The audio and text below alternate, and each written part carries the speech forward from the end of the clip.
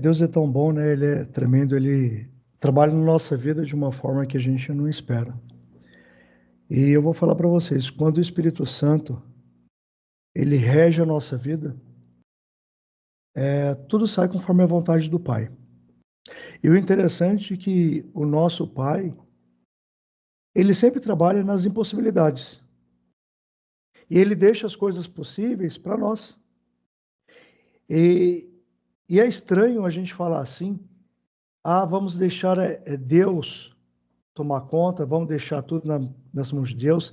Dá uma impressão assim de ser folgado, mas não é. Nosso Pai, ele quer que sejamos totalmente dependente dele. É isso que ele quer de nós. Ele quer que possamos fazer parte do reino dele, como servos, como vasos, só que totalmente dependente dele. E deixar toda a impossibilidade, todas as causas impossíveis nas mãos dele. E ele vai capacitar a gente para que a gente haja nas causas possíveis, nas possibilidades da nossa vida. E o interessante é que a gente está neste mundo porque é um escolhido do Pai. Do Filho, nós somos filho do Deus Altíssimo. Fazemos parte de um povo que deve fazer a diferença na vida das pessoas. E quando Jesus ele levou sobre si os nossos pecados, ele levou sobre si tanto os nossos pecados, quanto os pecados das pessoas que não o conhecem também. Só que essas pessoas, elas têm que entender como chegar aos pés da cruz. Aí sim está a diferença. E quem vai levar essas pessoas ao pé da cruz, aos pés da cruz, somos nós. Nós somos os semeadores, nós somos as pessoas que vão lançar aquelas sementes. O Espírito Santo vai fazer a obra. Não adianta a gente falar assim, eu preguei, eu falei de Jesus, só que a pessoa deu as costas e foi embora. Não interessa para nós o que vai ser depois do lançamento da palavra. Interessa sim que o Espírito Santo vai fazer a parte dele. Quando colocamos a nossa vida nas mãos do oleiro, a gente acredita que ele vai nos usar da forma que ele bem entender. E essa forma que ele entende é a forma viva, é a forma eficiente e é a forma correta. Quando a gente quer fazer por nossas mãos aquilo que Deus colocou, a gente começa a trabalhar de uma forma errada, de uma forma que desagrada o coração do Pai. A gente tem que trabalhar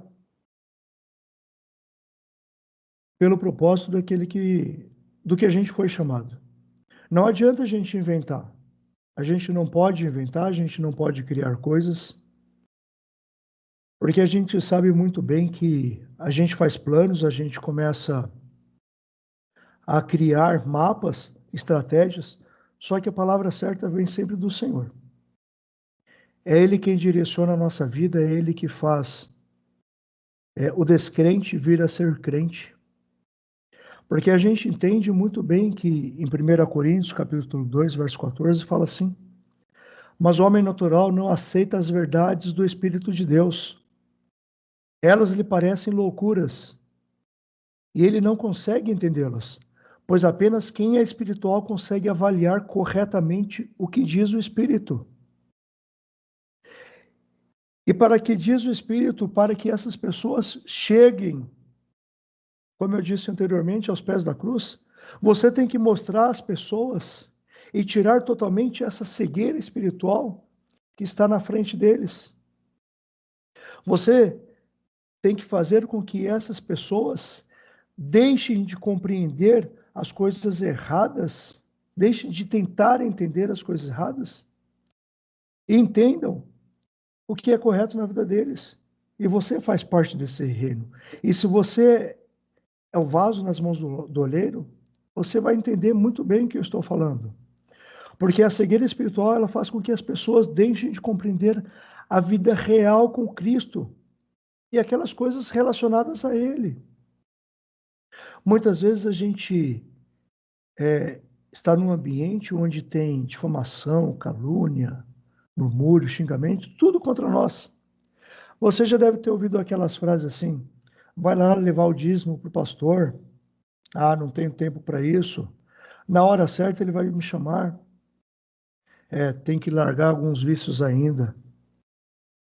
Essas pessoas, ela tem uma cegueira espiritual que é pior que a cegueira física, pois essa cegueira espiritual pode levar à cobiça, à tentação, pode levar a gerar muitas dúvidas. E você, como o obreiro preparado, tem que sanar essas dúvidas e mostrar o caminho correto. Em 2 Coríntios 4 fala assim: o Deus desta era cegou o entendimento dos descrentes, para que não vejam a luz do Evangelho da glória de Cristo, que é a imagem de Deus. Então, esses principados e potestades, eles estão aqui somente com a função de atrapalhar você, de atrapalhar a sua vida, de fazer com que obstáculos venham a fazer com que você não tenha acesso a esses descrentes, essas pessoas que estão cegas espiritualmente, para que o evangelho não seja anunciado a essas pessoas. E isso tudo pode acontecer devido à natureza do coração, porque o homem natural não entende até mesmo por obras do maligno em sua vida. Em qualquer desses casos, os cegos espirituais não querem ou não conseguem aceitar a verdade transmitida por Deus. É onde entra você, cristão, você, filho do Altíssimo, para fazer a diferença.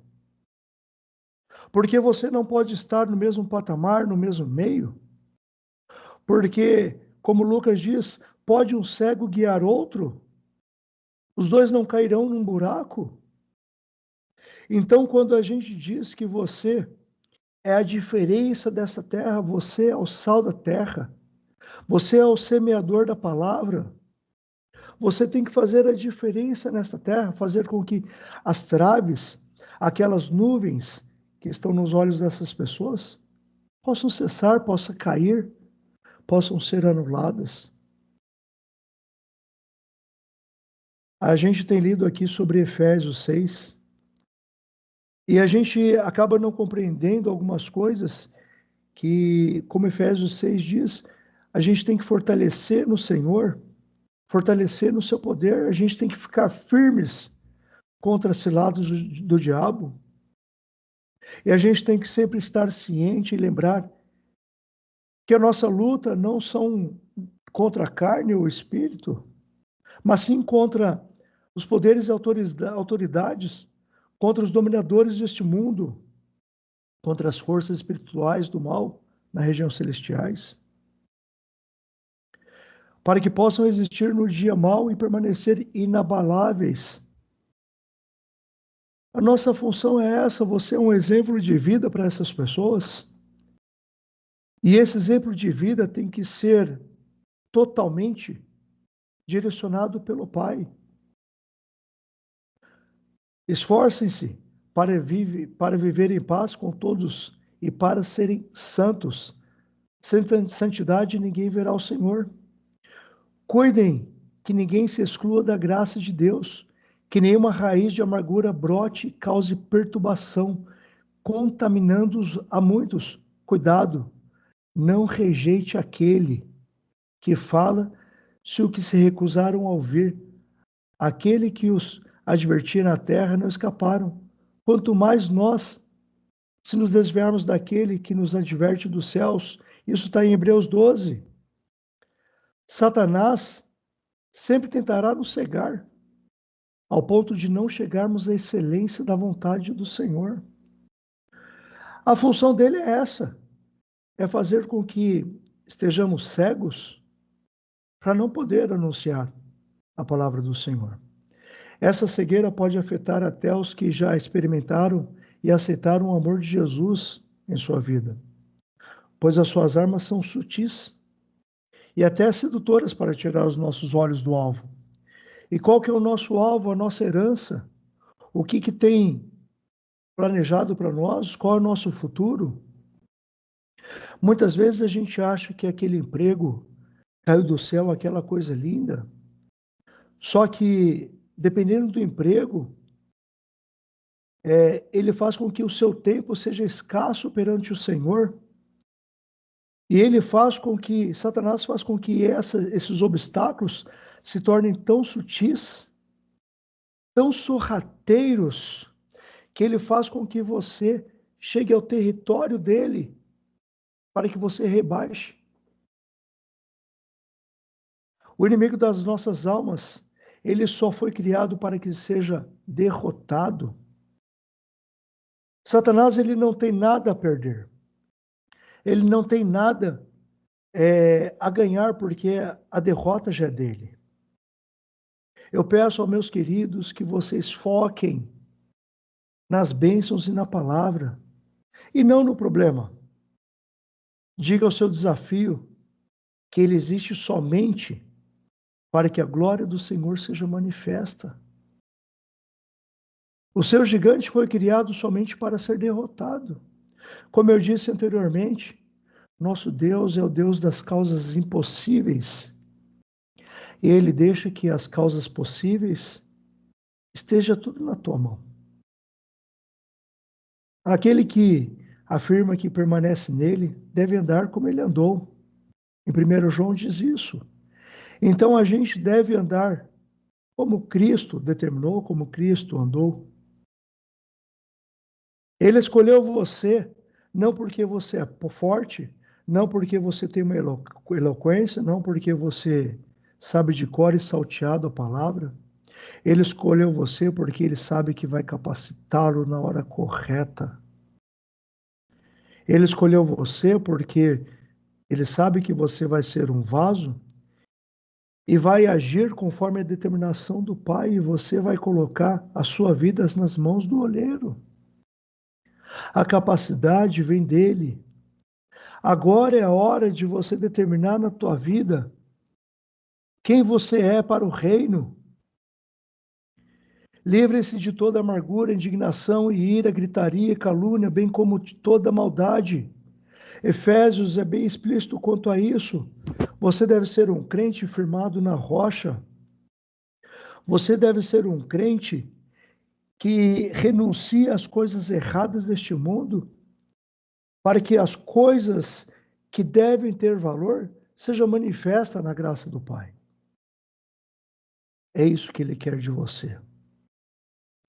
Em 2 Coríntios fala assim: portanto, visto que temos este ministério pela misericórdia que nos foi dada, não desanimamos, antes renunciamos aos procedimentos secretos e vergonhosos.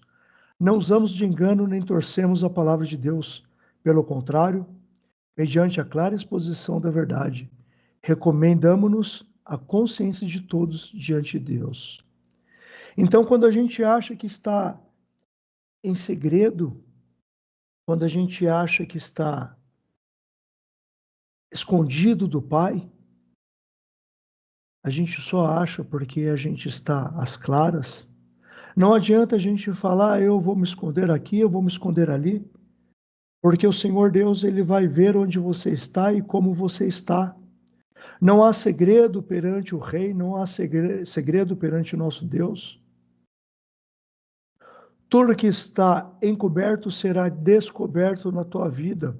Então é hora de você se humilhar, é hora de você se entregar, é hora de você falar assim: Senhor Deus, eu estou aos pés da cruz e quero fazer com que as pessoas, através de mim, sejam alcançadas por ti e que toda aquela névoa que está nos seus olhos possam ser retiradas. É isso que o Senhor Deus quer. Ele quer fazer com que você seja mais especial do que você é. Ele quer fazer de você um instrumento nas mãos do Altíssimo e fazer com que essa cegueira espiritual que há nos olhos dessas pessoas, não porque eles querem, mas porque não entendem ou não conhecem, Ele quer fazer com que você chegue a essas pessoas e transmita o Evangelho, o puro Evangelho de Cristo sobre a vida deles. Amém? Eu tentei ser breve na palavra, pois eu creio que o Espírito Santo, ele direciona da forma correta tudo que a gente tem para falar. O Senhor Deus, ele tem propósitos na nossa vida e o direcionamento vem dele. Eu agradeço a oportunidade e agradeço por mais um momento estar aqui com os irmãos e agradeço pelo privilégio de estar aqui. Deus abençoe a vida de vocês